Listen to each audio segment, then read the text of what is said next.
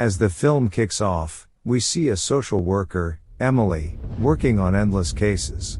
38 to be exact. She seems to be exhausted and has less time to rest or even take a breather. Wayne, Emily's boss, comes to her desk and asks her how many active cases she has.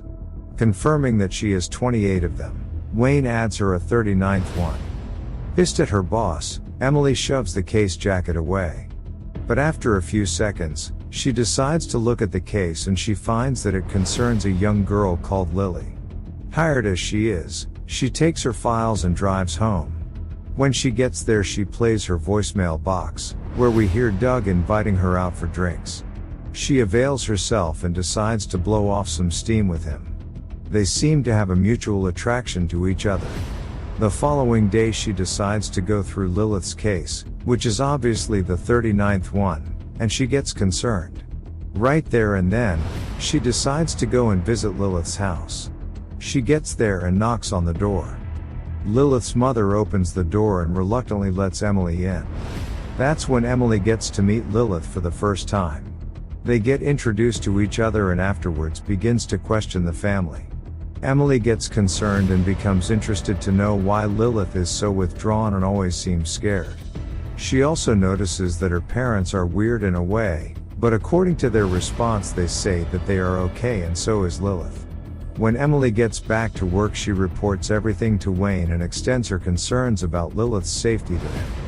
Afterwards, Lily and her parents are invited to the child services offices for further questioning. They portray to be the perfect family, but Emily and Wayne don't seem convinced. So they make a plan for Wayne to distract the parents as Emily talks to Lily. That's when Lily confesses to her that her parents hate her and that she heard them saying that they would send her to hell. Emily gets Wayne and together they try to get Emily to come out on record. But when Lily's father passes across the window, Lilith becomes scared and refuses that her parents are mistreating her. Having no proof to start a case, they are forced to let the family go back home.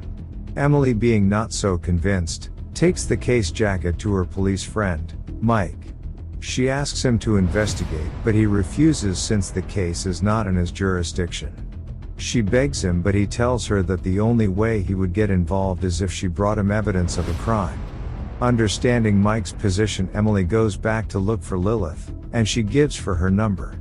She asks Lilith to call her if she ever feels like she's in trouble. That evening, Lily calls Emily and tells her that she's in trouble. But before she finishes talking to her, Lilith falls asleep. Immediately, Emily gets out of her house and drives towards Lilith's home. On her way, she calls Mike and asks him for his help. Back at Lilith's home, her parents take the sleeping child and put her in an oven. Lilith wakes up and tries to get away, but they grab her, cover her mouth with duct tape and put her back in the oven. Right there and then, Emily and Mike get to the house and force their way in. They get to the kitchen only to find Lilith in the oven, being cooked alive by her parents. Mike neutralizes the parents and together with Emily they save the child. This is a thriller film filled with twists and mysteries.